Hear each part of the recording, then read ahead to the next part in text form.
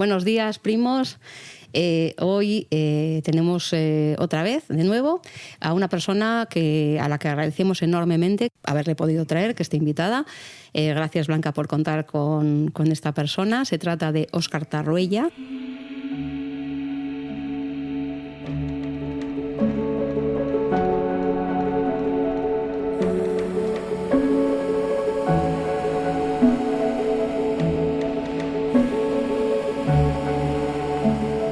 Yo creo que la gente que nos escucha, yo creo que alguna vez hemos dado alguna pista, creo que hemos hablado de él.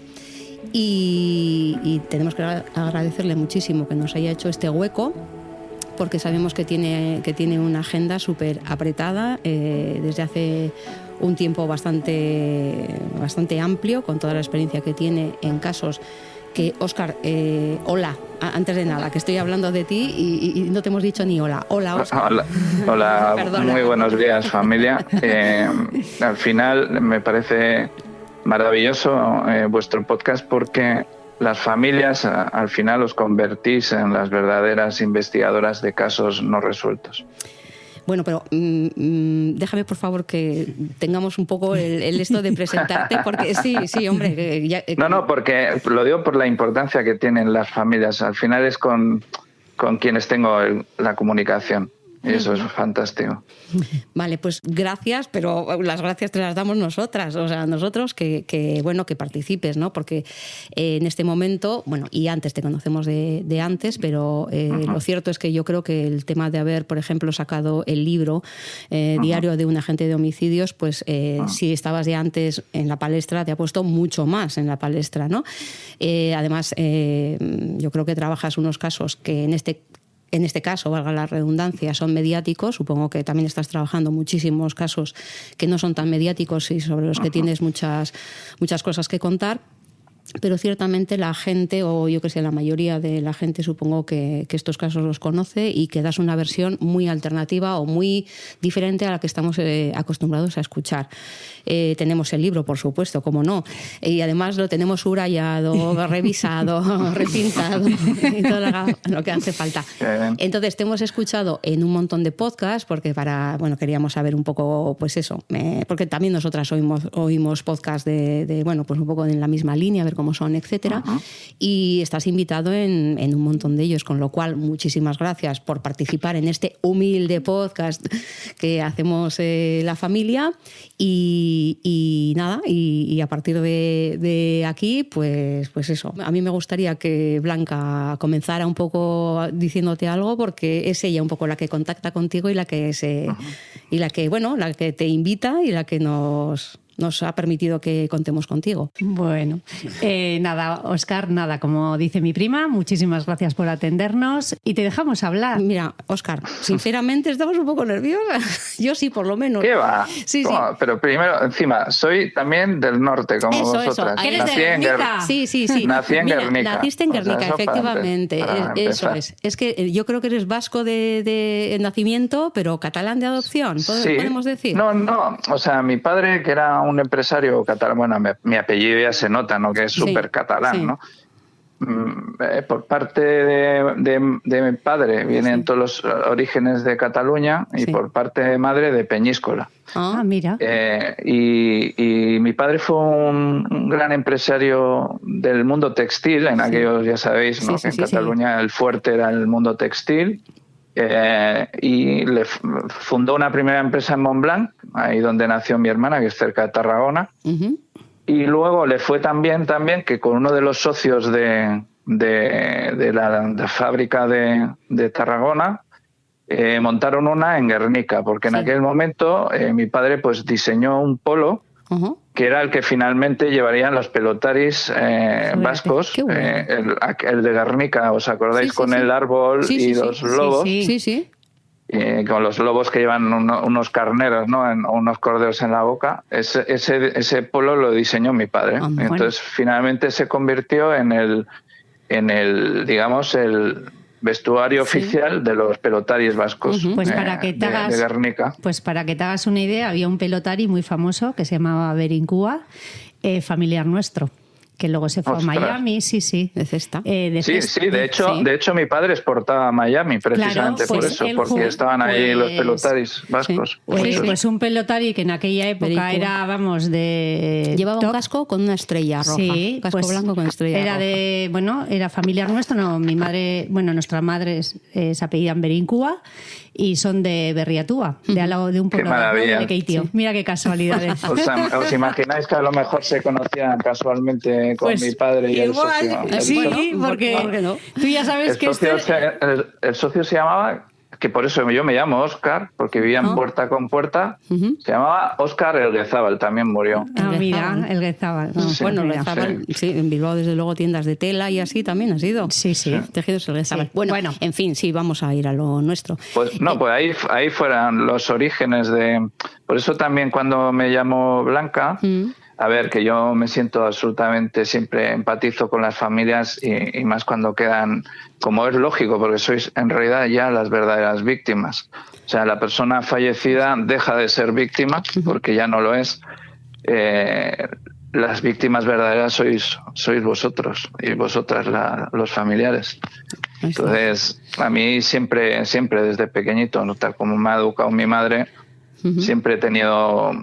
Ese carácter empático, no puedo evitarlo. Tengo la capacidad de ponerme en el lugar del otro y sufro con las familias muchas veces porque, aunque lucho, batallo, te lo agradezcan y tal, pero nunca se puede enmendar vuestro dolor o al menos resarcirlo un poco, a no ser de que los estamentos oficiales hagan su trabajo. Y luego cuando las instituciones fallan, una de las cosas que más me sorprende es que jamás piden perdón. No tan solo no intentan enmendar en muchas ocasiones el error, sino que son incapaces de pedir perdón. Bueno, en el caso nuestro, la única llamada que recibió mi madre en 15 años, que se murió 15 años después, la única llamada que recibió fue la de la Policía Nacional notificándole los hechos, nada más. Sí, eso es terrible. Jamás le volvieron a llamar y mi madre al final de su vida se metió en la cama y dijo que hasta aquí había llegado. Porque la verdadera víctima en este caso, aparte de mi hermano, han sido mis aitas. Es así. Bueno, y todas vosotras y vosotros. Pero bueno, ya se entiende. Pues sí, mira, empezando precisamente por el primer capítulo, el que bien titulado es La llamada, ¿no?, de vuestro podcast. Bueno, decir a tal efecto que me parece una tremenda barbaridad, cosa que no se puede excusar porque todas las policías judiciales tenemos nuestros propios procedimientos normalizados de trabajo, que si bien es cierto cada una puede tener ciertos aspectos particulares un poco diferentes, pero en común y en general suelen ser extraordinariamente parecidos. Quiero decir que tampoco tienen que estar regidos también por todo nuestro ordenamiento jurídico, ¿no? Entonces, claro, la policía judicial, a no ser que exista algún impedimento, en este caso, aunque no fuera la que investigaba el caso, cuando se les notifica, creo que se les notificó por Sirene, ¿no? Sí, a través de Sirene, bueno, Madrid. Sí, pero no tiene ningún sentido. O sea, yo nunca he dado una notificación por teléfono de una muerte judicial, jamás en mi vida. Es que luego, es una indecencia.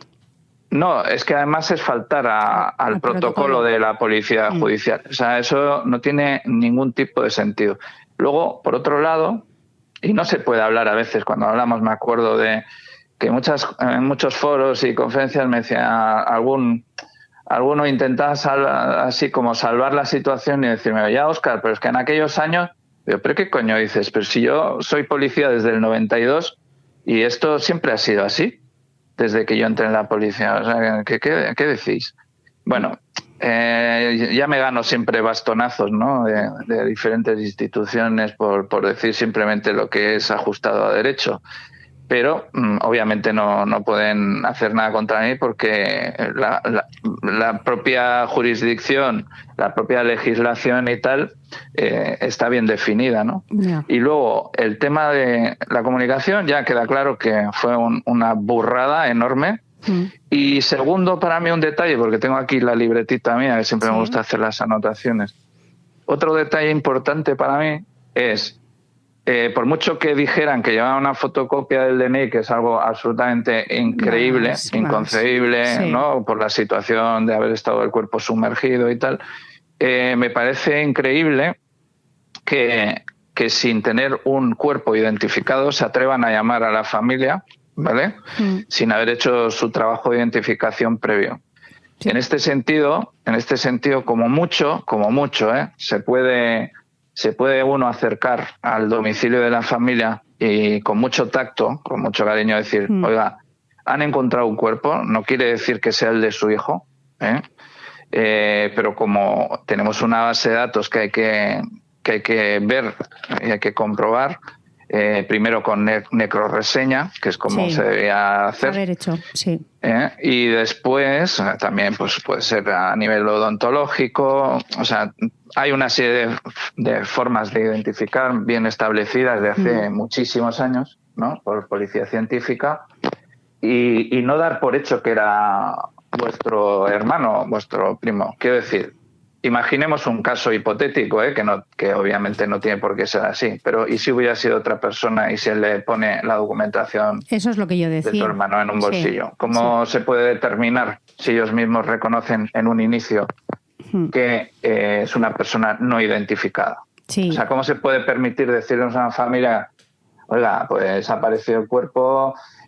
Obviamente sí que imagino que debieron decir que creemos que es él, pero no lo sabemos, ¿no? Porque mira, yo como me llamó a mí sé exactamente sus palabras, porque esas palabras nunca se te olvidan.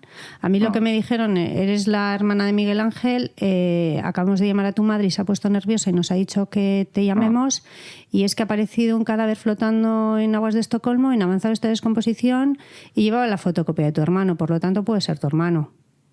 O sea, esto, las palabras textuales fueron esas, pero tú ten en cuenta que en el protocolo, o sea, primero se saltó el protocolo, primero la policía sueca, porque no notificó los hechos a la embajada, al consulado, embajada, sí. No notificó, tal y como lo dice claramente el protocolo, y segundo, esta información Sirene Madrid lo tenía 2 días antes, y lo que no es normal es que nos llamen al tercer día, a las 8 de la noche, a mi madre, una persona mayor, o sea, que estaba sola en casa, y le den esta información tal cual. O sea, esto es... Bueno, yo luego hay un detalle que sí que creo que no se me ha pasado por alto escuchando todos los capítulos. Sí. No sé si sabéis que la Interpol en estos casos también debe ser informada. Sí. Vale, pues yo no sé si tenéis con algún tipo de conocimiento si se informó a Interpol o no. Lo digo porque en el anexo 1 de los estatutos de Interpol incluye tanto a España, a Inglaterra y Suecia, que han sido los 3 países actores en este caso, ¿no? Pues ya te voy a decir yo, porque yo llamo a la Interpol. Yo en concreto, además, para que te hagas una idea, no es que hablé con la Interpol, es que yo mandé un escrito a la Interpol. En los primeros momentos llamé a la Interpol y me dijeron que este tema lo llamaba Sirene. Bien. Pero bueno, es igual, pero ellos debían tener conocimiento. Ellos... yo todos los documentos que yo tengo no consta ese conocimiento de la Interpol. Solo consta Sirene. Es que aparte Sirene. Lo de el Sirene, pero a ver, Sirene te explicaron, imagino, al menos te explicaron bien. Sí. Y pues estaría muy bien que lo sepan los oyentes lo que significa Sirene para que se hagan una idea. Pero bueno, Sirene, lejos de una base de datos interpolicial de forma internacional, no es otra cosa que eso. O sea, no realiza Sirene ningún tipo de investigación, para que no confunda a la gente los términos, vamos. Sí, lo que pasa que ellos me decían que Sirene era la intermediaria entre la policía española y la policía sueca. Cuando se pidió información respecto, por ejemplo, de la identificación, fue a través de Sirene, porque decían que toda la comunicación la tenía que llevar Sirene. Pero cuando... Vale, la notificación hasta cierto punto, eso está claro que es así, bien. Pero la Interpol, estando dentro de los estatutos, tanto España, Inglaterra y Suecia, ¿por qué no interviene en la investigación de Interpol? Esa es mi pregunta. Pues a mí también me habría gustado, bueno, desde el primer momento... Que es la manera de tener coordinada una investigación, es la única forma de tener coordinada una investigación. Y más teniendo en cuenta, Óscar, que la policía de Bilbao lo que me decía desde el primer momento es que la policía sueca me estaba engañando, primer punto, que vaya a Suecia y denuncie, y yo decía... Eso te lo dijeron la Policía Nacional de nuestro país. Pero reiteradamente... Y también luego en otro capítulo también he escuchado que también eso lo subrayaba la policía londinense, ¿no? Sí, claro. La policía. El coroner. Eso es. Vamos a la oficina. Bueno, cuando vamos a enterrar el cadáver, que lo enterramos en Londres, bueno, por deseo de mi hermano, no nos permitían enterrar el cadáver y estábamos allí en la funeraria y entonces hablábamos con el coroner. El coroner que nos decía por teléfono que nos estaban engañando los suecos, que no había muerto ahogado, que los golpes que tenía no eran coincidentes con un suicidio, que no entendían por qué no habían investigado un homicidio. Pero ¿sabes lo que pasó? Que nadie hacía nada. Yo, como bien habrás oído en el podcast, en mayo del 2006 mandé toda la documentación a la policía de Bilbao y lo que pedía era, pues eso, que toda la documentación y que investigasen, porque faltaban órganos, porque ellos mismos decían que me estaban engañando, por la identificación que la pedí, que durante todos estos años he pedido la identificación. Todas las gestiones que debía haber hecho nuestra Fiscalía en comisión rogatoria, por supuesto. Pero es que no han hecho nada, nadie ha movido un dedo. No, pero es que es su obligación. Nadie ha movido un dedo. Y yo cuando escribí, me acuerdo perfectamente, en enero del 2006, que escribí, o sea, lo de mi hermano ocurrió a finales de septiembre del 2005. Y yo escribí a Fiscalía para tener una conversación con él, con la fiscal en ese momento, creo que era una chica, y me dijo que me busque un abogado. ¿Y qué me pasaba? Que yo en ese momento, Suecia... Todavía no habían sacado los libros ni las series. Te dijo una lo tengo por escrito, Lo tengo por escrito. Vale. Pedí por escrito O sea, que te decía que eso fuera oficiado por un abogado. Eso y no puede actuar. Y yo me pregunto, ¿y por qué no puede actuar la Fiscalía de Oficio? Bueno, es que eso es lo que yo me he preguntado durante tantos años. Y más para que te hagas una idea, que luego este caso ha estado 5 años en la Fiscalía de la Audiencia Nacional, en un cajón. Cuando ellos mismos reconocían que faltaban, o sea, a mí, cuando me cierra Fiscalía de la Audiencia Nacional el caso, lo que dice es que le falta, yo en la denuncia había puesto que le faltaba el corazón, pues el Ministerio, o sea, el Fiscalía lo que añade es que le faltaba el corazón, el hígado y el páncreas, y así todo dice que cierra el caso porque yo he sido como una osada que como he visto que han tenido 5 años en un cajón, pues he escrito al Ministerio de Justicia británico y que manda un permiso de sumación. ¿Perdón? O sea, la culpable encima soy yo. O sea, es que hay que tener... Bueno, entonces yo sí, mi consejo sí, como te dije en una llamada telefónica, quizá mi consejo sí sería una buena representación letrada, pero esta vez ya para hacer una reclamación patrimonial contra las instituciones, porque me parece una vergüenza. Bueno, pero es que la he hecho. En septiembre del año pasado presenté 2 denuncias con toda la documentación adjunta, incluso he presentado un examen psicológico que me ha hecho alguien que tú conoces, Ana, la psicóloga, me han hecho un informe, me han presentado todo y he dicho, o sea, ¿tú sabes el sufrimiento de mis padres?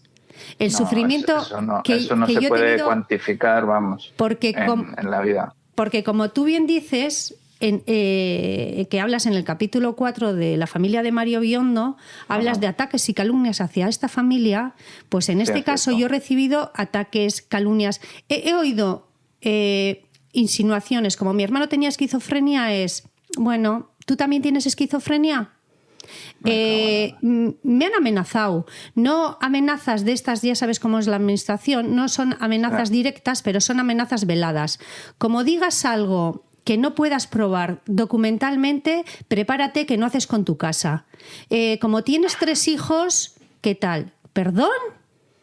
O sea, yo amenazada... Cuando en teoría soy la víctima, hay un estatuto de la víctima donde se dice que se te tienen que atender, que tienen que... Es cierto. Y se lo están pasando por debajo de... del triunfo y encima... Pues ahora, lamentablemente, cosa que es inverosímil, pero lamentablemente es así en muchísimos casos, sí que os aconsejo una buena dirección letrada y poner los puntos sobre las is y ir a por todas y hacer una reclamación patrimonial, porque estáis en vuestro derecho por todo lo que ha sucedido, que es una barbaridad. Óscar, te quería preguntar una cosa. Sí. Ante este tipo de casos, como puede ser el de Débora, como puede ser el de pues la Veneno, pues casos que trabajas en el libro, ¿qué pueden hacer las familias? Es decir, tú pones muy en evidencia, muy a las claras, que ha habido una dejación, una negligencia de las autoridades, de la judicatura, de un montón de instancias ante las que la ciudadanía de a pie pues nos quedamos un poco siempre como asustados. Bueno, no es el caso de mi prima, que tiene bastantes narices para ir y enfrentarse a ella, pero bueno, ¿qué puede hacer la familia cuando estas cosas están ya, han pasado 20 años, como es el caso de Débora, 17 años el caso de mi prima, una serie de años donde ya parece que lo has intentado todo? ¿Qué es conveniente hacer? ¿Dejarlo en manos de otras personas? ¿Seguir? ¿Qué se puede, o abandonar? No. O sea, a ver, el tema de abandonar o no ya es muy personal, ¿no? Pero yo considero que las familias que tenéis el coraje y a pesar del sufrimiento, del dolor, no cejáis en vuestro esfuerzo, como he dicho antes, os convertís en los verdaderos y verdaderas investigadores de un caso, ¿no? Entonces, llegados a este punto, sí que es verdad que yo, por ejemplo, en el caso de Débora, que ya estaban pues sin recursos económicos, ¿no? Yo lo hice gratuitamente, ese informe. Un informe del que estoy muy orgulloso porque gracias a un error que encontré en una nota de custodia, ¿no? Del toxicológico y tal, pude demostrar que no se habían tomado muestras bajo las uñas, ¿no? Y en la nota de custodia podían que sí, que existían, pero en realidad no existían. Entonces yo, como tengo que ser objetivo en un informe, pues en el caso de que existan, que aconsejaba a su señoría que fueran reclamadas y fueran analizadas, porque no estaban ni reseñadas. Entonces su señoría hace un auto de oficio al toxicológico y tras un montón de tiempo, yo que sé, medio año, la respuesta del toxicológico es que no existían tales muestras, que fue un error de transcripción. Sí. Entonces, claro, la jueza ya se vio obligada a aceptar la exhumación porque estaban reconociendo un error muy grave institucional, ¿no? Entonces, lejos de esa parte, mi informe en el caso de Débora es, claro, el hecho del encargo es el que motiva un informe. En el caso de Aitor Curiel hizo el forense, yo el que hice es uno de praxis policial y judicial. ¿De acuerdo? Y en la policial, está clarísimo, en la judicial también habían barbaridades. Y con esto la familia, con mi informe, por ejemplo, en su día, y de hecho ya creo que se está iniciando desde hace un tiempo, va a poder presentar, de hecho ya hay un inspector denunciado, el famoso inspector que no abrió ni inspeccionó el coche cuando podría haber estado el cuerpo dentro de ese coche porque reconoció un testigo que olía como a muerto, a podrido, y el policía de motu propio decidió que no lo iba a abrir. Entonces, esto además en la vía pública. Entonces, claro, este informe mío también servía, como especialista que soy en la materia, titulado, pues le servirá para hacer una reclamación patrimonial. Recientemente el abogado me hizo un auto al juez diciendo que quería que yo testificara, ¿vale? Sí. Y la jueza dijo que mi informe ya había estado unido a autos y que de momento no lo veían necesario. ¿Qué pasa? Si a mí se me cita, yo le saco los colores a todo el mundo, claro, pero con hechos probados, ¿eh? Entonces, claro, pues parece ser pues que no les interesa. Todo lo que se ha conseguido, por ejemplo, en el caso de Débora, ha tenido que ser, lamentablemente, la inmensa mayoría de ocasiones, exceptuando la exhumación, a base de recurso a la audiencia provincial. en las que les estira de las orejas tanto a Fiscalía como a la jueza y tiene que aceptar hacer pues todas las peticiones que cree correctas la audiencia provincial. Y así, con esto, ¿qué pasa? Que se demora el tiempo, las familias quedan agotadas y suerte que en el caso de Débora se logró la imputación, que hoy en día se llama investigación, del novio de aquel entonces de Débora. Bien, sí, de Pablo. Sí. Óscar. Entonces, ¿qué os aconsejo? Continuar luchando. Eso sí, que las instituciones lo tienen que pagar de un motivo, de una forma u otra, ya que se les da la oportunidad de resarcimiento, que no os estaríais quejando a las familias si no fueran por las burradas que se cometen a veces policial y judicialmente. ¿Quién pone en duda que si estuviera bien realizado un trabajo, una familia quisiera ningún tipo de razones contra las instituciones? Siempre sucede por esto. Y encima, cuando ves un maltrato, que en algunos episodios he escuchado, y no se puede definir de otra manera, el concepto de maltrato por parte de la institución, y lejos de eso, encima, como he dicho antes, no tienen ni siquiera la capacidad de admitir errores, de pedir disculpas y de intentar subsanar los mismos. Óscar, mira, yo no sé si esto ya es una pregunta porque quiero convencer a mi prima, ¿no? O no sé a quién me ha dirigido. Decías lo de obtener alguna especie de recompensa, o sea, no de recompensa, como de, ¿cómo has dicho? Pues es una reclamación patrimonial, se le denomina así judicialmente. Eso es, reclamación patrimonial. Pero en el caso, por ejemplo, de Débora, bueno, habéis conseguido o has conseguido con el informe etc. que esta persona esté imputada. En algunos casos, supongo que... Bueno, con los diferentes informes, claro, porque al final... Efectivamente. Sí. ¿Qué sucede, por ejemplo, en el caso de mi prima? Esa reclamación la podrá hacer, pero supongo que habrá casos en los que nunca, es decir, no se va a llegar a saber la verdad de lo sucedido, ¿no? Simplemente puede acabar, en el mejor de los casos, y teniendo medios económicos para poder hacer todas esas gestiones, una reclamación patrimonial que te, bueno, pues de alguna manera que te resarce económicamente, que nunca, pero que va a ser un resarcimiento económico que no es el que tú quieres, ¿verdad? No, exactamente. Eso por un lado, pero eso sí os permite también que, por ejemplo, a ciertos policías a lo mejor que actuaron, como en el caso de la pérdida de Miguel Ángel, puedan ser investigados esos agentes, por ejemplo. Porque me parece que hay material suficiente como para ser investigados, cuando menos incluso por Interpol, ¿no? Ya habéis expuesto otros casos parecidos en las mismas tierras, en el mismo territorio, quiero decir. Sí. Y a mí me parece un caso muy, muy interesante que debería ser investigado por la Interpol, vamos. Óscar, yo esto es una pregunta que te la hago para que a ver si le convences a mi prima, que yo le estoy animando, pero no sé si ella quiere. Mira, nosotras hace tiempo, ya comentamos en uno de los podcasts, fuimos a Cuarto Milenio y conocimos a Vicente Garrido Genovés, que... Sí, gran criminólogo. Sí, es que yo trabajé en la cárcel y estudié criminología y me acuerdo que, bueno, pues para mí entonces era un referente, ¿no? Luego, bueno, pues por todo el manual que hizo sobre trabajo con hombres agresores sexuales, etcétera. Bueno, es el gran referente de nuestro país aún vivo. Sí, por supuesto. Luego ya las novelas, pues bueno, en fin, ya está. Estaba también Paco Avellán, o sea, no, Paco Francisco, ¿cómo era? Pérez Avellán. Pérez, joder, siempre me empeño poner. Que me entrevistó además en su podcast, que es un tipo extraordinario. Ese es el hijo, el padre, caballero. Eso es, el padre que murió. El padre, vale. El padre. Okay. Ese hombre también se preparó el tema estupendamente y la verdad es que genial. Y luego estaba Marcos García Montes.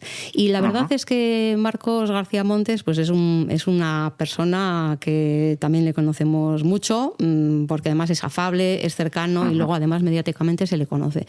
Y desde el primer momento Marcos le dijo a mi prima: Blanca, venga, yo te ayudo, me interesa el caso de tu hermano, tal. Yo, llegados a este punto, yo le digo a mi prima: Blanca, ¿y si ahora ya lo dejas en manos, por ejemplo, de del tándem Óscar-Marcos y que hagan que empiecen a levantar por donde ellos saben, porque hasta qué punto la familia puede llegar, yo creo que hasta un punto, ¿no?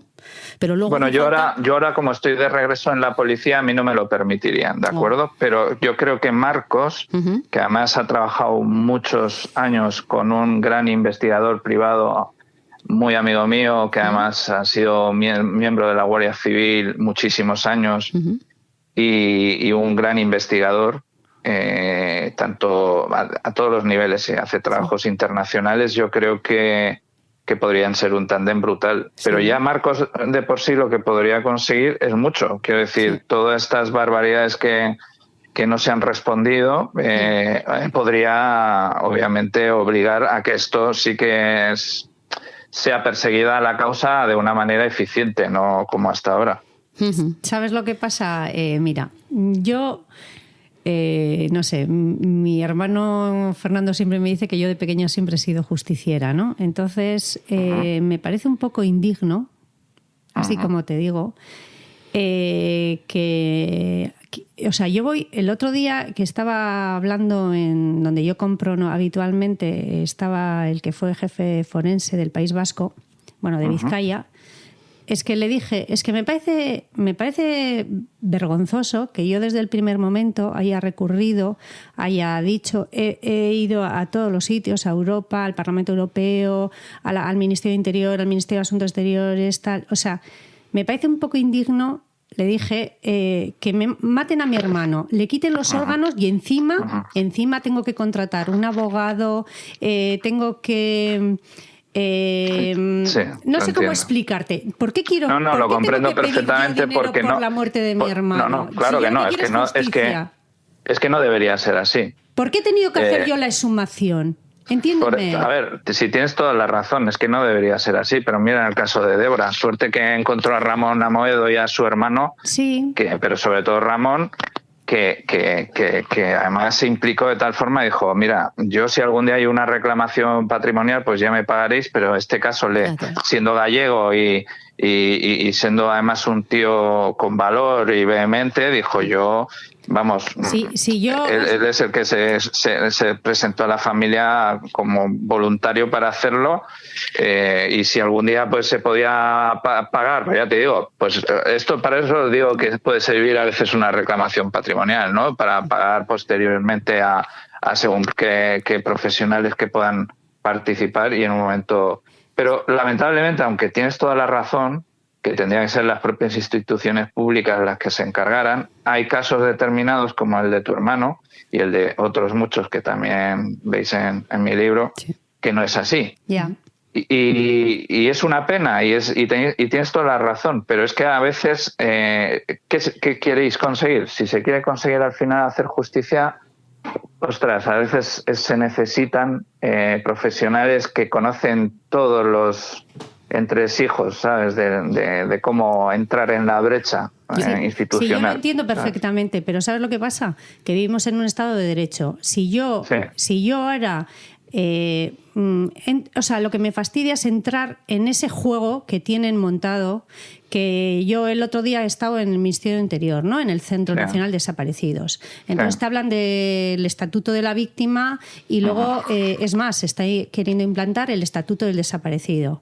¿Para qué sirve? ¿Para qué sirve si luego las instituciones lo desconocen, todos estos estatutos, se lo pasan por debajo del forro? Si una víctima, ¿qué derechos tiene? O sea, es que a mí me gustaría saber qué derechos he tenido, porque yo no he tenido ningún derecho. El único derecho que a mí, en teoría, la institución me ha dicho oralmente que me pueda acoger era ayuda psicológica. Le dije, yo no necesito ayuda psicológica, yo lo que necesito es saber quién ha matado a mi hermano y en qué circunstancias.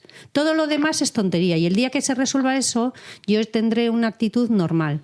Pero a mí lo que me parece fatal es que ¿qué mensaje dejo yo a mis hijos? Porque yo tengo 3 hijos. Si el Estado de Derecho no funciona porque la Fiscalía es la que tiene que defender a los ciudadanos. Tiene que defender a las víctimas. Tienes toda la razón, pero es una puta vergüenza.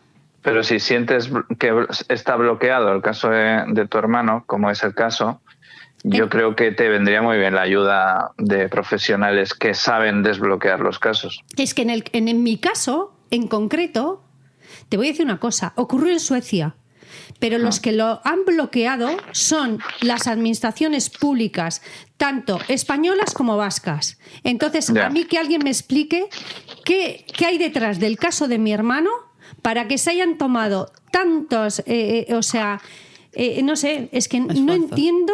Pero fíjate que tu prima lo estaba diciendo y creo que bien.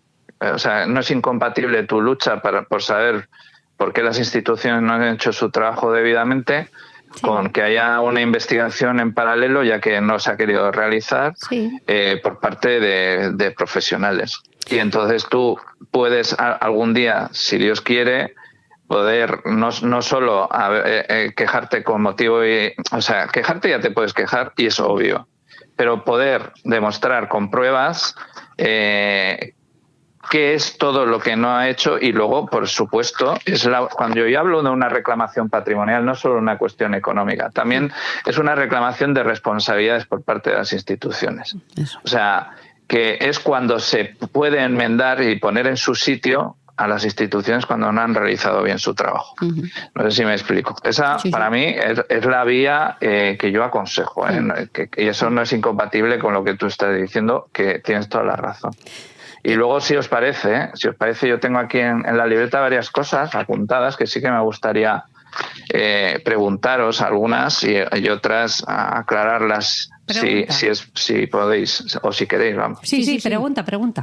Pues mira, yo tengo aquí, por ejemplo, apuntado dentro de las barbaridades que se hicieron, por ejemplo, en Suecia, ¿no? O sea, tengo entendido que se presentan en el lugar de los hechos la policía local, digamos, ¿vale?, que no es competente en investigación de muertes judiciales. O sea, para que nos hagamos una idea, a nivel europeo está establecido que las policías locales sí pueden llegar al lugar de unos hechos, teóricamente, ¿vale?, si es que fueron producidos de la manera que cuentan, y luego lo que se hace es avisar inmediatamente a la policía judicial.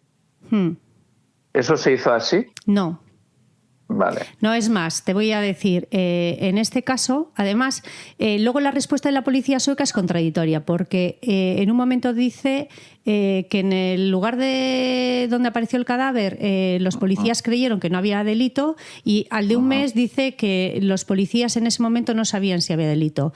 La información que llegaba a España era que era un... Pero esa información era por parte de la policía local. Sí, y luego... Pero si no tiene ningún tipo de conocimiento judicial, ¿cómo se atreven a determinar tal cosa? Realmente, Óscar, yo no sé si se hizo ese levantamiento del cadáver, porque tú que has estado en ese levantamiento del cadáver, ¿tú crees que en media hora, porque según el atestado policial, en media hora llega la policía, ve el cadáver, llama a la Zodiac, aunque estaba, según ellos, estaba en una roca al lado de la orilla, pero bueno, llaman a la Zodiac. Pero por eso os he hecho esta pregunta. Mira, yo, si os parece, os marco los puntos de cómo se tenía que haber actuado en protocolo, ¿vale? A ver, dinos. O sea, por ejemplo, aquí me he anotado, toda policía, incluida la sueca, tiene protocolo de investigación por parte de policía judicial, que incluye un atestado haciendo constante todo lo establecido por comitiva judicial. La comitiva judicial la conforman la policía judicial, el forense y el juez, en el que el juez, todos sabemos que la mayoría de veces lo que hace es derivar el levantamiento en el forense y policía judicial, ¿de acuerdo? Sí. Pero claro, es que no hay un atestado, ni hay una inspección ocular técnico-policial, no hay fotos del momento del levantamiento. Ni siquiera, entiendo, ni siquiera en la morgue en el momento de la autopsia en Suecia, no fotos, cuando es obligado. Claro. Es de obligado cumplimiento. O sea, entonces es cuando uno ya empieza a pensar, aquí hay algo que se está ocultando desde el principio. Desde el primer momento. Exactamente. Ya desde el principio de cómo se actúa en Suecia, ¿de acuerdo? Luego, otra cosa. Dicen que estuvo detenido, ¿no? Sí. Vale. Si hay una detención, que no una retención, que eso es lo que se tendría que haber aclarado, ¿vale? Si le detuvieron, se hace una ficha policial. Con la ficha policial, que debería ser solicitada, por cierto, La reseña se hace con todos los dedos, ya. no con uno. No con uno, sí, exactamente. Y no hay ningún... O sea, te voy a... perdona que te... No existe la ficha policial, entiendo. Tú te puedes creer... Primero, no existe ficha... No existe esa ficha policial. Y segundo, o sea, es que no hay... Por lo tanto, no hubo detención. Pudo haber una retención. Sí. Ojo, que no es una detención. Ya, pero pasó más de 6 horas. Seguro, pero con esto no quiero... Pero a ver, intento matizar, por ir por partes. Eso para mí ya no es una detención, porque si no habría una ficha policial con una reseña de todas sus huellas dactilares, de todos los dedos de las 2 manos. Sí. ¿Estamos de acuerdo? Sí. Esto es así.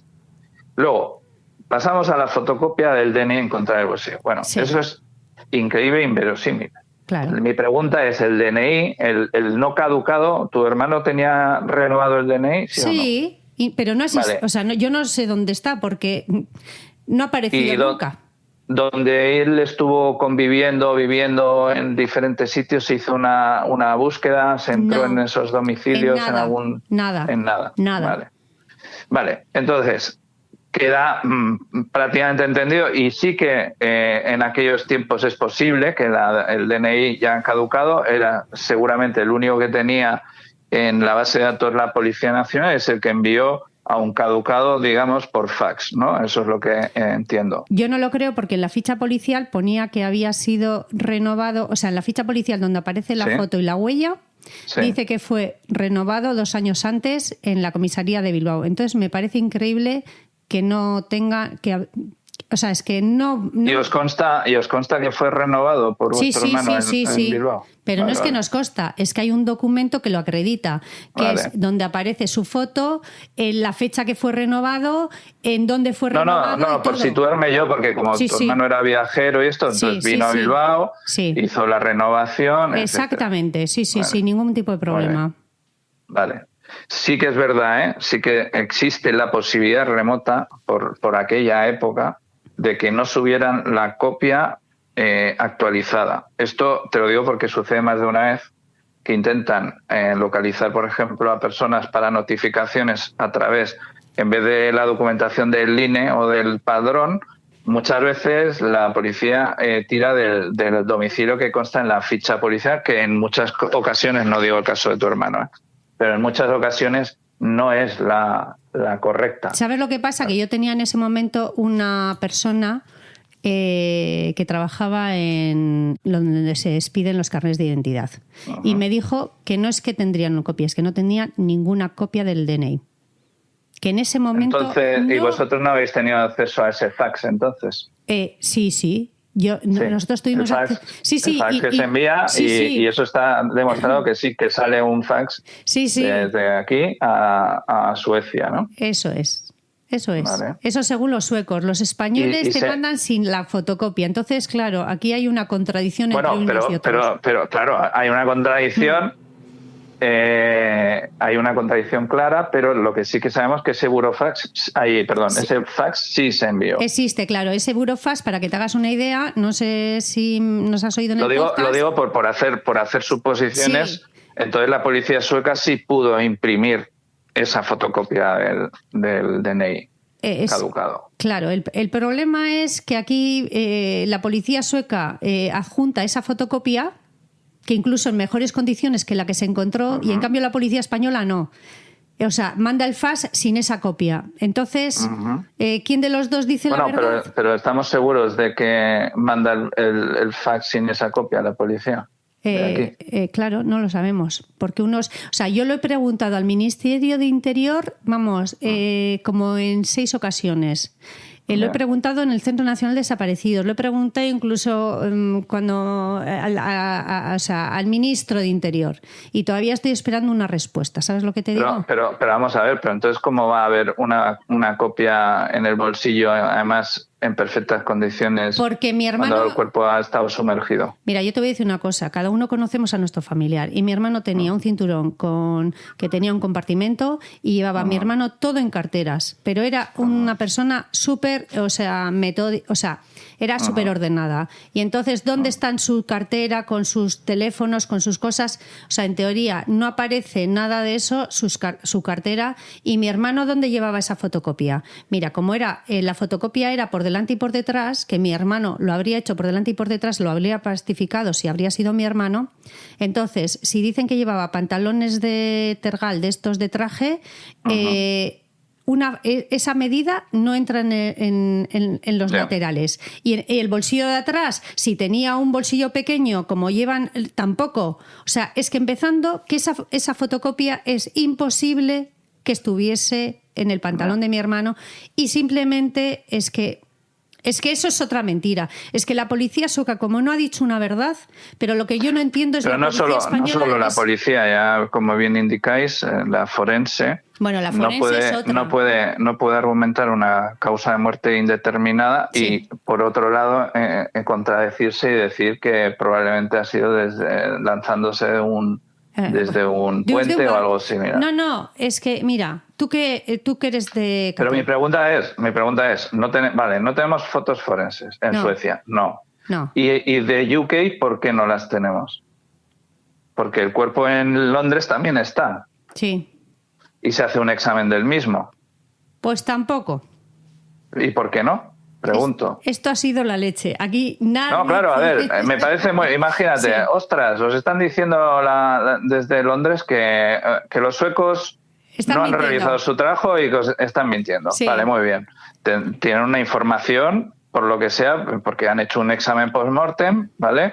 Y han visto que no coincide la versión sueca con la que ven ellos, ¿de acuerdo? Sí.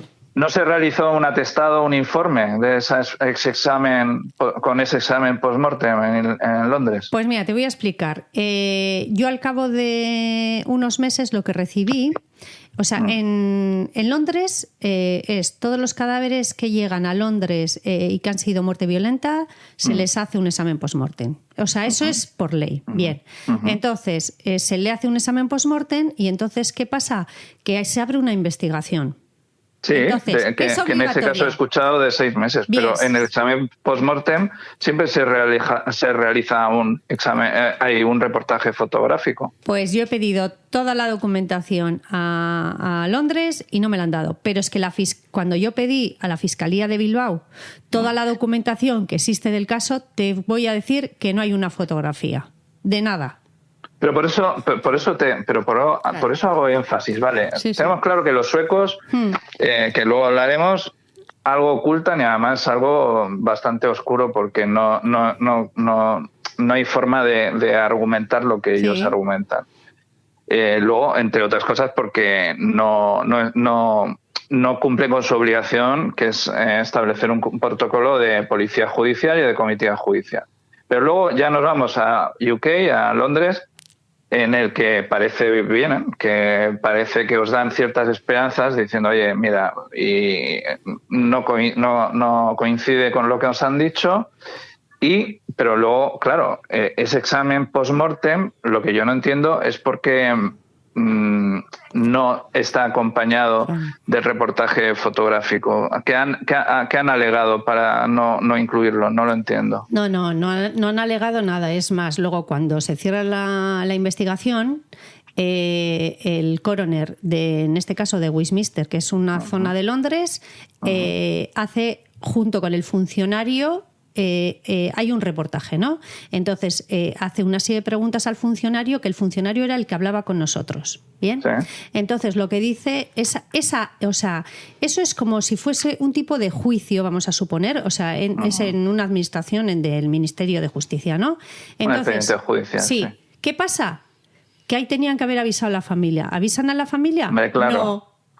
No, pero eso es siempre lo primero, está clarísimo. Bueno, eso es siempre lo primero, y desde Suecia, que ya no lo hicieron tampoco. Bien, pero cuando era su obligación. Claro, pero aquí en Inglaterra, en caso de duda. Aquí en Inglaterra, ¿qué hacen?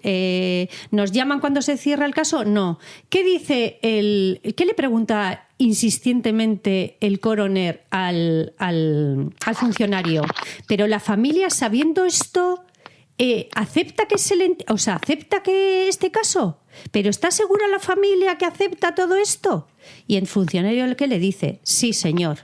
Perdón, en ese momento nosotros, que se cierra este caso y estaban hablando, no sabíamos que faltaban los órganos ni nos habían dado el examen post-mortem. Por lo tanto, es que aquí ha habido una dejación, aquí ha habido esto por parte de los 3 países que han intervenido.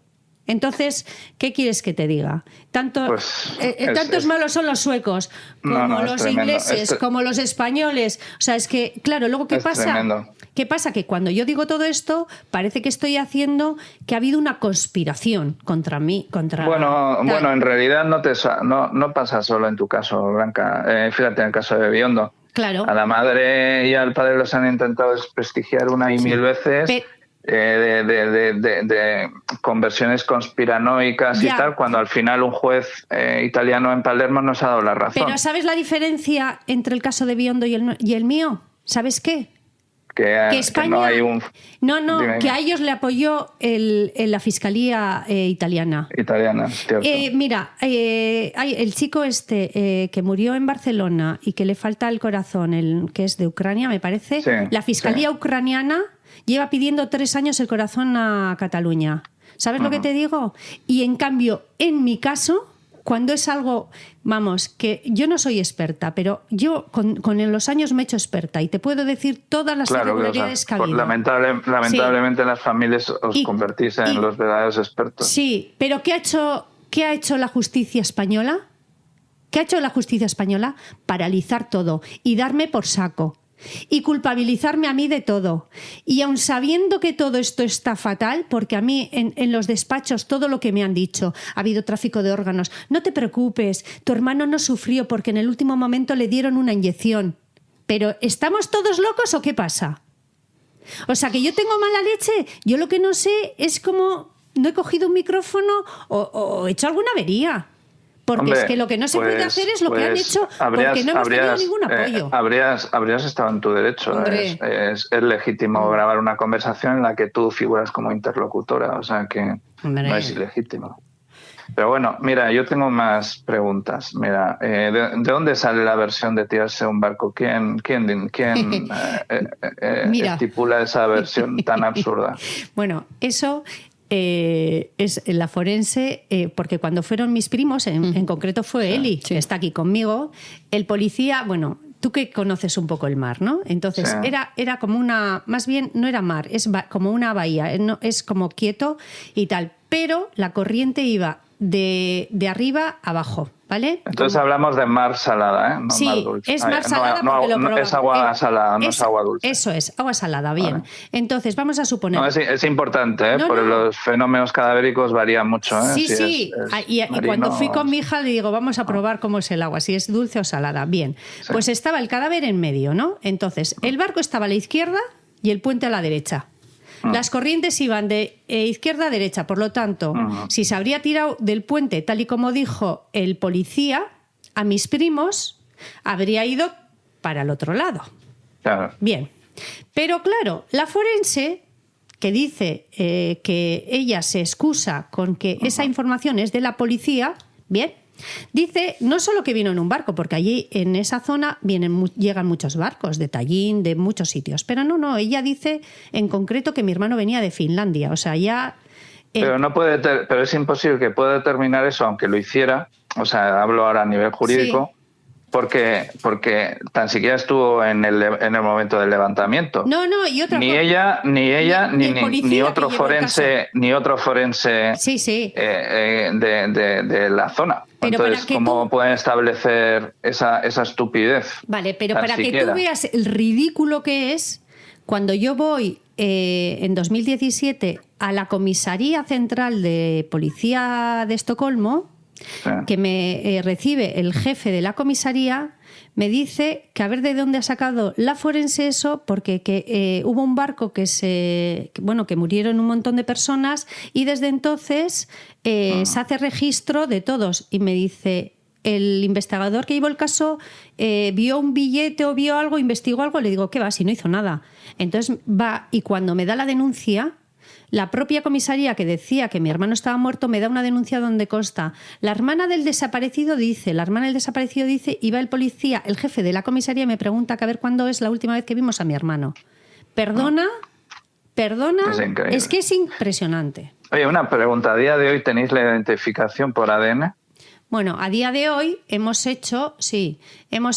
han hecho un documental a nivel mundial, El hombre sin corazón, y entonces Discovery Plus, que es la cadena que nos ha hecho la exhumación. Pero ahora te voy a decir una cosa.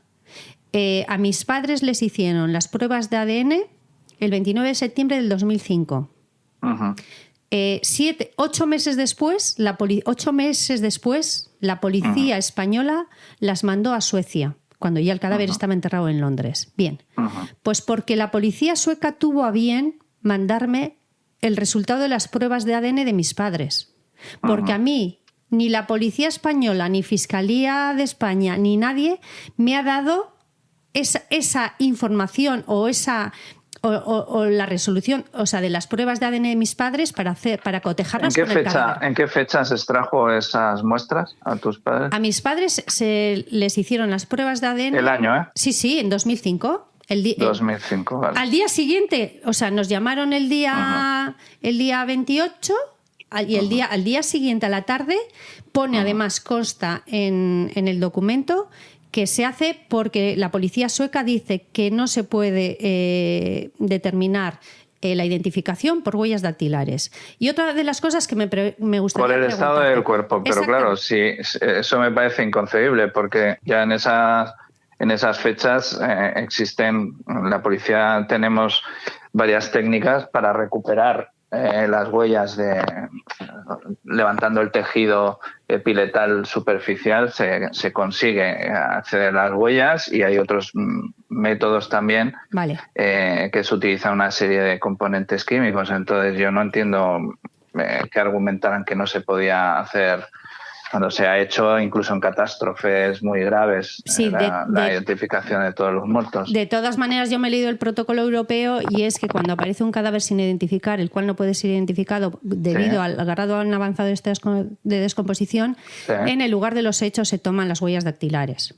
Se toma muestras de ADN. Sí, suele ser así, pero con posterioridad también se... A ver, obviamente, para que haya una identificación efectiva debería ser en el lugar de los hechos. Claro, ¿de acuerdo? Claro. Pero con posterioridad también se puede determinar si es esa persona o no. Bien. Y luego otra cosa, claro, si habríamos tenido acceso al menos a ver fotografías y un informe exhaustivo, el informe, por ejemplo, londinense, a mí me gustaría saber si, por ejemplo, el cuerpo o partes del cuerpo estaban saponificadas, que ya sabéis que la grasa corporal lo que tiende... sobre todo cuando un cuerpo ha estado sumergido, tiende vamos a decirlo para que lo pueda entender cualquier oyente, a convertirse el tejido adiposo, el tejido graso se convierte en jabón, por decirlo, un jabón natural que se genera en el organismo por esas condiciones. Mira, pero ahora te voy a explicar. Está sumergido. Vale, te voy a explicar yo el tema. Esto es, en la segunda autopsia ha quedado súper claro que había muerto, o sea, llevaba muerto un montón de tiempo fuera del agua. O sea, estuvo muerto fuera del agua un montón de tiempo y luego le echaron al agua. O sea, te quiero decir, ni tenía agua en los pulmones, ni tenía nada. Porque pues si no tenía agua en los pulmones ya tenemos claro de que no murió por ahogado. Pero es que hasta la propia forense sueca, en su informe de autopsia, dice que los pulmones son normales. O sea, es que hay que tener narices. O sea, cuando describe los pulmones son normales. Y otra de las cosas, yo también me he leído el protocolo para la identificación de huellas dactilares, de dactiloscopia, como se quiera decir, y entonces tiene que haber unas fotografías de las huellas dactilares y para ver... Claro. Bueno, pues ¿cómo van a hacer una identificación por huellas dactilares cuando no existe una fotografía de las huellas dactilares del cadáver? Perdón, es que es imposible. O sea, se ha saltado el protocolo por todos los lados. Y está clarísimo. Por eso te digo, a ver, si gracias a ese documental al final sí que se ha logrado determinar primero que no tenía agua en los pulmones, que le faltaban órganos principales, que por eso es muy, muy lógico llegar a pensar, y habiendo habido más casos en esas localidades y en ese país, del tema de tráfico de órganos, Hombre. Pues es que 2 más 2 es igual a 4 y no hay más. Entonces, yo os doy la razón en todo. Por eso, cuando yo hablo de reclamaciones patrimoniales, reclamaciones de todo tipo y resarcimiento, es porque al final, mira, es lo que realizará la familia de Débora. Ahora porque estamos en fase todavía de instrucción y esperamos que llegue a ser condenado. Pero no nos quepa duda que luego vendrá una reclamación patrimonial. Bueno, yo creo que también intentaré hacerlo de alguna forma, ¿no? Lo que sí me gustaría es que llegue cuanto antes el documental, que la gente sea capaz de ver lo que ha pasado en el caso de mi hermano, porque la familia lo que sí nos queda es gritarlo a todos los sitios para que esto no vuelva a ocurrir y que las familias, o sea, evitemos que otra familia pase por lo nuestro. Por eso os digo la importancia de hacer este tipo de reclamaciones, que no son solo a nivel económico, ¿vale? Porque ya sabemos que yo precisamente escogí la especialidad de homicidios desde que ingresé, porque para mí, mira que era bueno investigando todo tipo de delitos, pero a mí no me interesaban los delitos contra el patrimonio. Precisamente me interesaba una vida humana no tiene precio, no se puede calcular ni esa vida ni el dolor de las familias, ¿no? Eso es. Entonces, por eso mismo siempre aconsejo que no se quede en solo que las familias, que yo lo puedo entender, que hay familias que abandonen destrozadas y no pueden más, y hay familias que incluso unos miembros de las familias no quieren, otros sí. Eso es lógico que pase, porque es vivir a cuestas con una mochila que además sabes que tienes la razón y es una mochila demasiado pesada. Por eso sí que te aconsejo, no tengáis apoyo de profesionales, porque al menos el peso se reparte, ¿sabes? No es solo recae sobre ti. Y eso es importante. Y otra cosa que sí que os quería decir, que también tenía apuntada, que sí que he visto, que bueno, se os preguntó por si tenía alguna cicatriz, alguna prótesis, alguna intervención quirúrgica, ¿no? Entiendo. Pero a mí lo que me resulta, a menos de que me falte algo de información, si se le realizó un estudio radiológico post-mortem. No. Pero claro, es fundamental también. Ni en la segunda autopsia, o sea... Pero ¿cómo pueden establecer entonces según qué tipo de fracturas o no fracturas? Ya. O sea, un forense cuando abre un cuerpo no puede ver si hay fracturas en la totalidad de los cuerpos porque no desmiembra el cuerpo. Sí. Quiero decir, y solo se sabe con un estudio radiológico completo de todo el cuerpo. Ya. Se ha hecho lo que se ha podido, ¿sabes lo que te digo? Y bueno, el cadáver está embalsamado. Y quizás en algún momento llega a un juicio y igual se tiene que hacer una tercera autopsia más amplia. Bueno. De todas maneras, en el caso de mi hermano, saber lo que ha pasado no lo vamos a saber nunca, pero lo que sí está claro es todo lo que han hecho las diferentes administraciones para que no se sepa lo que ha pasado con mi hermano. Bueno, pero no solo eso, Por ejemplo, yo... ya empezando por la policía sueca, yo iría también a por ellos, porque Hombre. Lo que hicieron es dantesco, entonces Hombre. Que tengan responsabilidades penales también. Hombre, porque aquí no actuó solamente el Peterson, que fue el que llevó la investigación. No. Está su jefe, están sus superiores, están dos denuncias de las cuales no he tenido ninguna respuesta. ¿Tú te puedes creer pero por eso es importante que tengáis una buena dirección detrás. Sí. Quiero decir, para luego solicitar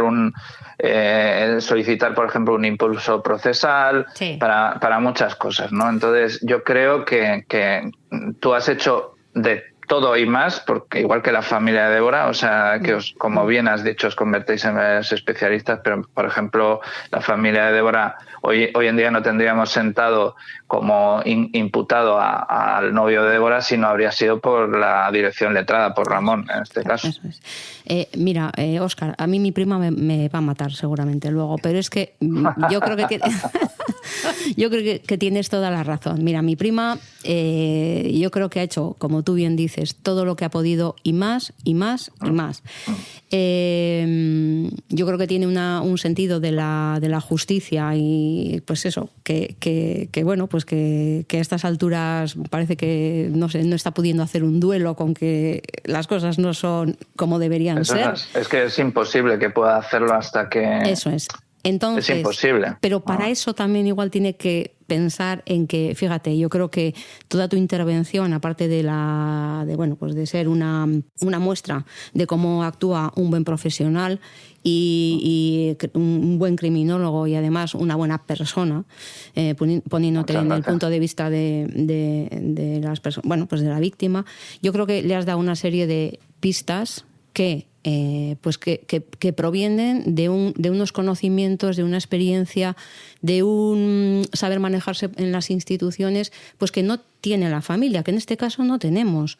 Entonces, yo desde hace tiempo por eso le vengo diciendo que reparta un poco ya el peso, que a ella ya no se le puede pedir más. No, y que en paralelo ella puedes obviamente sentir que está pues ahí, obviamente los profesionales que trabajasen para tu prima no van a actuar libremente sin su consentimiento. Quiero decir, esto no es un cheque en blanco, es cada paso a dar, su dirección letrada le preguntará, ¿te parece bien? Ahora se trataría de hacer esto, siguiente paso este. Eso es. Entonces, yo creo que sí sería muy bueno. Y toda su vehemencia y todo, pero hay una serie de limitaciones que tenemos y que tiene como esto, que son los conocimientos, el cómo moverse por juzgados, etcétera, hasta donde se puede esto. Tú mismo has dado unas claves básicas. Pero yo mismo trabajo en equipo, por ejemplo. Yo mismo soy una parte de los profesionales, pero yo trabajo en equipo. Si yo no trabajara en equipo, por ejemplo, con los letrados, no podría tampoco por mí mismo con un informe conseguir lo que se pueda conseguir, como pueda ser una exhumación. Eso es. Entonces yo comprendo que ella, después de todo este tiempo y después de todo de todos los saberes que ella ha adquirido con este devenir del tiempo, claro que sí, pero que hay unas personas que se pueden situar un poco al margen y con otra frialdad, leer los mismos datos en otra clave y ayudar y complementar.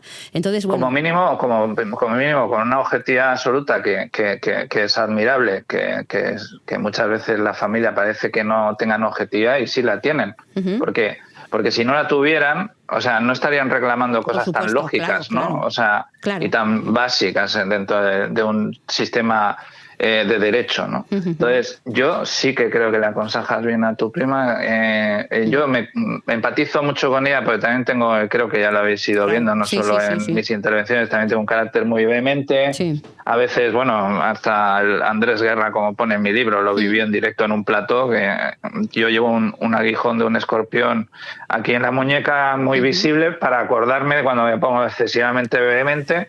Es como apretar un botón, ¿no? Decir, vale, Óscar, ¿cuál es el objetivo? Es conseguir esto y es conseguir justicia. Pues tampoco te encabrones demasiado, porque luego es lo que consiguen, ¿no? Fíjese qué indulgente y qué lenguaje más vehemente y tal. Yo normalmente, a mí he estado en juicios en los que jueces, sobre todo con fiscales, ¿no? Es decir, esto te hablo como instructor de diligencias por homicidio, y llegar ahí y el fiscal hacerme una serie de preguntas, casi como si fuera yo un imputado.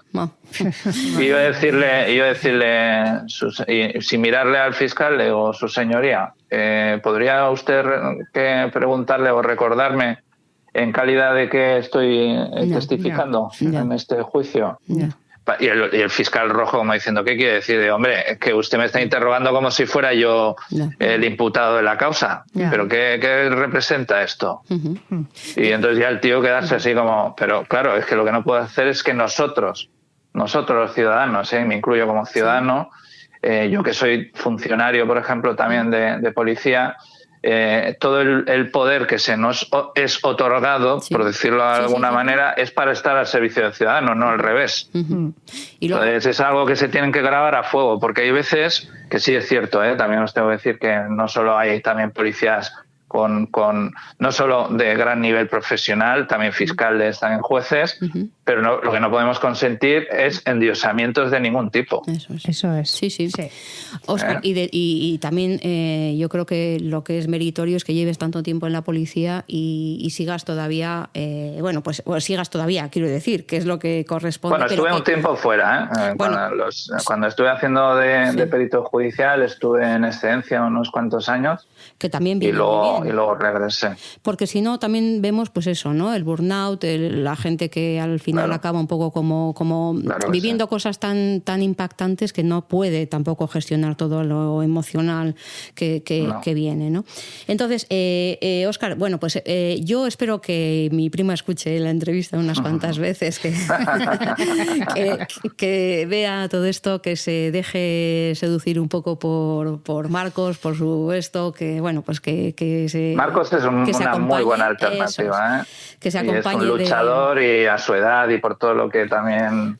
Bueno, yo quiero también darle nombre a mi abogada, que se llama Ágata Líbano, y que es para mí... Pues desconocía, No, yo tengo una abogada que es el único problema que tiene es que es una bellísima persona. O sea, es en exceso. A ver, honestamente, hay que ser un poco cabroncete en este tipo de... Ella le falta eso, pero es la número uno en defendiendo en las injusticias y bueno, para mí es la mejor. Sí, pero tiene, pues oye, si nos escucha, enhorabuena, Ágata, pero hay que ser un poquito más cañero porque si no se te suben a la chepa. Hay que tener mano derecha, mano izquierda y tener mucha gente conocida y tener muchas y para eso pues las personas de las que estamos hablando pues son number one. Vale. Óscar, yo no sé si al principio hemos dicho incluso cómo te apellidas, porque hemos dicho así como con tanta familiaridad. Habéis dicho Óscar Tarruella y de hecho por eso os he dicho que a mucha gente les sorprende que yo me sienta vasco, incluso me dicen, joder, que tienes un acento de vasco pero fijaros qué curioso, que en casa, en Guernica, mis padres entre ellos siempre hablaban en catalán. Pero claro, nosotros o les decíamos alguna palabra en euskera porque nos habíamos criado en una icastola o bien en castellano, ¿no? Y nunca hubo un problema. Entonces yo ya muchos años después, ya en la adolescencia, cuando vinimos de regreso a Cataluña, sí que la gente me decía, oye, pero si tu apellido es súper catalán, pero ¿cómo es que tienes ese acentazo vasco y tal? Pues es que si a mí me preguntan hoy en día, yo no sé decir de dónde soy. Yo me siento vasco de origen y tengo sangre catalana y peñiscolana, pero ante todo me siento ciudadano del mundo ya, porque señor. Ya está, ¿no? Y, bueno, pues ese es mi apellido. Es que ricasco, Óscar Tarruella, muchas gracias.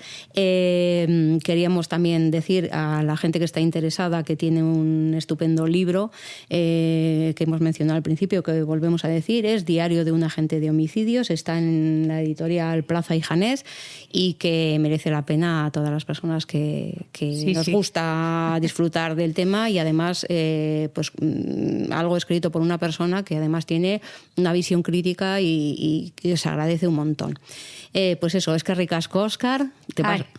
Óscar, muchas gracias por haber participado. A ver si me acuerdo, ¿es Dago Zergatic? Son dos. Bueno, Óscar, seguiremos en contacto y muchísimas gracias por tu participación. Venga.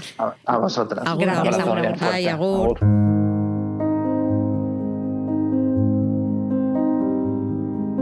Blanca, yo la verdad es que hoy he estado, no sé, me ha parecido muy intenso. Me ha parecido que ha sido me habéis parecido dos pesos pesados hablando del caso.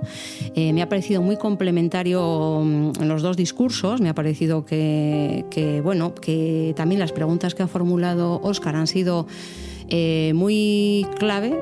Algunas nos han sorprendido. Bueno, por lo menos nos hemos mirado Íñigo y yo diciendo, ostras, es verdad, fíjate, esto no habíamos caído, etcétera. Entonces esa visión un poco más periférica o más desde fuera pues hace que pues eso, que tenga otros elementos que se puedan poner encima de la mesa a la hora de formular pues una reclamación, un recurso, etcétera. Y a mí me gustaría que le escucharas y que probablemente con más calma y teniendo más documentación, una persona que tenga documentación más allá de la que nosotras hayamos podido dar en el podcast, que es en la que, fíjate, solamente escuchando el podcast, fíjate en qué, o sea, cuántas cosas ha sido capaz de sacar, con lo cual si tuviera los datos, o sea, toda la información más todos los papeles oficiales o lo que sea, pues una persona como Óscar, vamos, le saca chispas a todo esto y es posible, pues eso, que suceda una cosa de esas como la que sucede en el caso de Débora, que de repente, bueno, pues mira, todo lo que no había podido conseguir la familia y todo eso, pues ahora van a tener a una persona imputada, que solamente con lo que he apuntado pues ya da elementos para la reflexión y que para que se pueda que se pueda mirar el caso desde otra parte, sin duda. Sí, Eli. Sí, además tú siempre me dices lo mismo y yo a ti te hago caso 100%, ¿sabes lo que te digo? Bueno, esto lo dice delante de la gente. Esto se lo dirás a todos los que nos escuchan, porque no es cierto, en absoluto, y se está riendo. Mi primera palabra cuando me dice algo es no. No, pues, o sea, es que claro. Pero luego... Fíjate cuando fuimos el cuarto milenio que yo te lo dije, por favor, este tipo remueve Roma con Santiago, que este tipo es súper mediático, que este tipo, aunque sea por eso, es pues que porque no sé es mediático si y porque entiende. se va a poner en una tele a decir por diestro y siniestro de todo, le van a hacer caso. Yo te entiendo.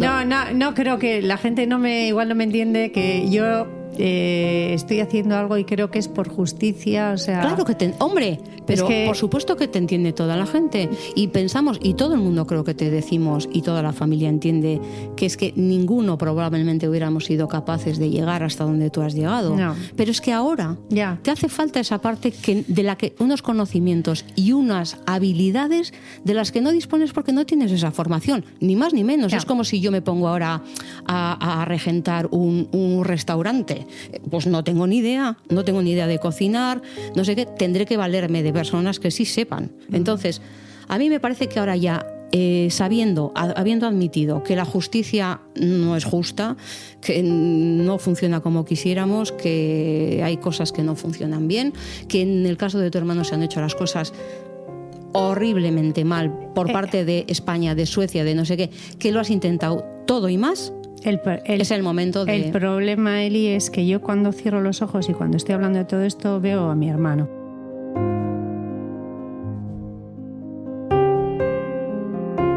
Claro, la gente no lo ve como lo veo yo, ¿sabes lo que te digo? Y a mí me duele...